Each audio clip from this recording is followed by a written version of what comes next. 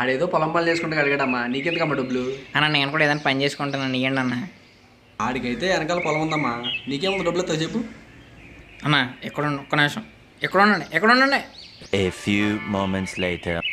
చాలా టైం అయిపోతుంది, వీడి గురించి చూస్తే మనకి టైం ఒక్క. అన్నా అన్నా అన్నా అన్నా అమ్మా ఇటురండి.